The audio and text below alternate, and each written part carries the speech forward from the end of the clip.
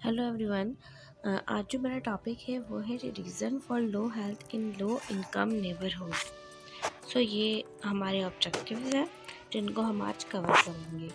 First of all, healthy low income people have greater health risk than high income people.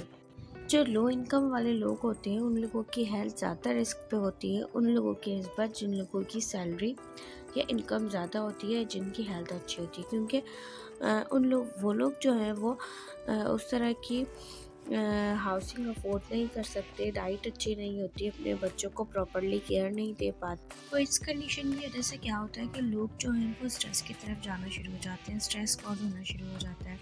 और लोग जो है वो हायर रेट के ऊपर तंबाकू और अल्कोहल यूज़ कर रहे होते हैं, मतलब नशा आवर चीज़ों की तरफ जा रहे होते हैं। तो इस वजह से क्या होता है कि रिस्क जो है वो और ज़्यादा बढ़ जाता है, हेल्थ प्रॉब्लम्स और ज़्यादा और टाइम के साथ साथ वर्स हो जाती है। उसके बाद नेक्स्ट हमारे पास कॉजेज़ ऑफ पॉवर्टी।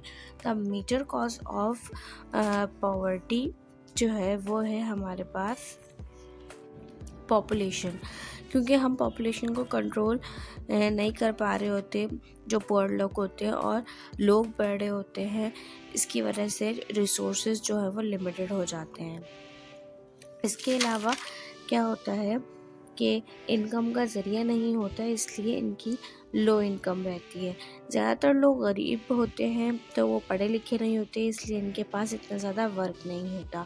इसके अलावा ग्रोथ स्ट्रेटजीज सही हैं, और अगर होती भी तो उन पर अमल नहीं किया जाता। इनइक्वालिटीज़ ऑफ इनकम होती हैं, लो एजुकेशन होती है। इसके अलावा और जिस तरह अब मार्केट में प्राइसेस वगैरह बढ़ती हैं, लेकिन इस वजह से इनकी लाइफ में बहुत ज़्यादा इफ़ेक्ट पड़ता है, क्योंकि इनकी इनकम नहीं बढ़ रही होती, सिर्फ मार्केट में प्राइसेस बढ़ रही होती है। इसके अलावा सोशो कल्चर फैक्टर्स आ जाते हैं, यानी कि उन लोगों के कल्चर में बहुत सारी चीज़ें होती हैं जो उन्हें पॉवर्टी की तरफ ले जाती हैं, जिसमें से एक फॉर एग्ज़ाम्पल जॉब है कि वो लोग जॉब अलाउ नहीं कर रहे होते। पॉलिटिकल फैक्टर्स आ जाते हैं। उसके बाद है how to measure socio economic status. अगर आपको जज करने के लिए किसी का सोशो इकोनॉमिक स्टेटस क्या है, तो हमारे पास 3 वेरिएबल्स हैं। इनके ऑक्यूपेशन, एजुकेशन और इनकम से हम जज कर सकते हैं कि इनका सोशो इकोनॉमिक स्टेटस क्या है। पॉवर्टी जो है उसके सोशल फैक्टर से बहुत डिपेंड करती है। इलिटरेसी की वजह से लोग गरीबी में चले जाते हैं, इनको इग्नोरेंस की जाती है। लेक ऑफ नॉलेज की वजह से वो लोग एजुकेशन को इतनी अहमियत नहीं दे पाते, और इनका लाइफ स्टाइल इतना अच्छा नहीं होता, तो वो लोग स्कूलिंग वगैरह इन सब का उनको इतना पता नहीं होता। ओवर क्राउडिंग होती है, यानी बहुत ज़्यादा लोग एक जगह रह रहे होते हैं तो सबको फैसिलिटीज़ नहीं मिल सकती, तो इस तरह वो गुर्बत की तरफ चले जाते हैं। ब्लाइंड बिलीव्स होते हैं कुछ जो इनको आगे बढ़ने नहीं देते, यानी कि कल्चर वगैरह, तो ये सब कहीं ना कहीं उनके हेल्थ को इफ़ेक्ट कर रहे होते हैं। उसके बाद हमारे पास हेल्थ हज़ार्ड्स ऑफ पॉवर्टी आ जाती है। गुर्बत में रहने की वजह से हेल्थ को क्या क्या नुकसान पहुंच सकते हैं। तो सबसे पहले हमारे पास है कम्युनिकेबल डिजीज़, जिसमें हमारे पास water borne disease, food borne disease, respiratory disease और STIs इंक्लूडिंग HIV आ जाता है। यानी कि लोगों को प्रॉपर वाटर अच्छा नहीं मिलता, फूड हाइजेनिक नहीं होता, हाउसिंग का जो स्टाइल है उसके अंदर वेंटिलेशन का सिस्टम नहीं होता। अच्छा, इसके अलावा इसके बाद हमारे पास नॉन कम्युनिकेबल डिजीज़ आ जाती हैं, जिसमें malnutrition, anaemia, vitamin and mineral deficiencies आ जाती हैं। अच्छा, एनीमिया ज़्यादा होता है क्योंकि प्रॉपर फूड नहीं मिल रहा होता। विटामिन्स और मिनरल डिफिशिएंसीज क्योंकि न्यूट्रिशंस इनकी नीड के हिसाब से नहीं मिल रही होती, तो इस वजह से जो है वो बिकॉज ऑफ पॉवर्टी की वजह से।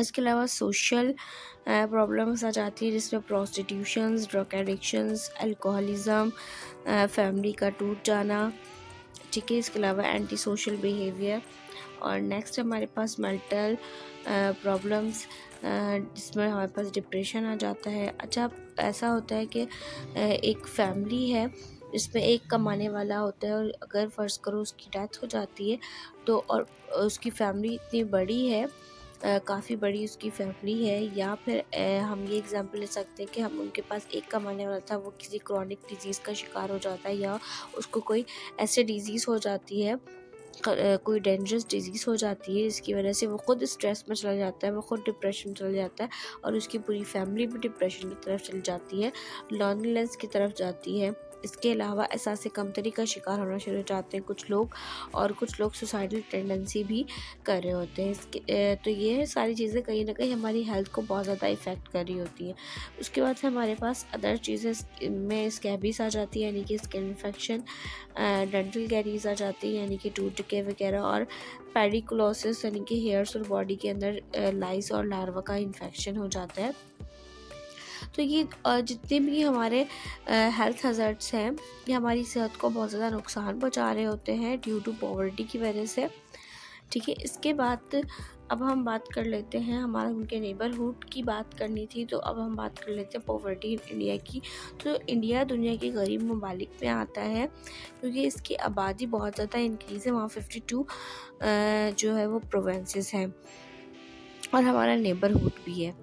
अगर हम नंबर ऑफ़ लो इनकम की बात करें, तो यानी पुअर के अंदर हम लो इनकम के स्टेटस की बात करेंगे, तो डिफरेंट सूबे जो हैं इनके डिफरेंट रेशियोज़ हैं। जैसे यहाँ पे दिए हुए हैं 60, 36 बिहार, 30 उत्तर प्रदेश। अच्छा, वहाँ इंडिया की टोटल आबादी है, उसमें 2 बिलियन 70 मिलियन पीपल जो है वो पुअर में आते हैं। इसके अलावा हर 5 में से एक जो है शख्स जो है वो पुअर है। अच्छा, जिन लोगों के पास हाउसिंग है लेकिन वो लोग पुअर हैं, उनकी यहाँ पे रेशियो 62% दी हुई है, और जिन लोगों के पास हाउसिंग नहीं है और वो पुअर है, उनकी परसेंटेज यहाँ पे 45 दी हुई है। और 80% जो है वो पुअर इंडियंस जो हैं वो रूरल एरियाज़ में रहते हैं। उसके बाद नेक्स्ट है how to overcome poverty and inequality in health. तो सबसे पहला पॉइंट है हमारे पास increase health care provider awareness of disparities.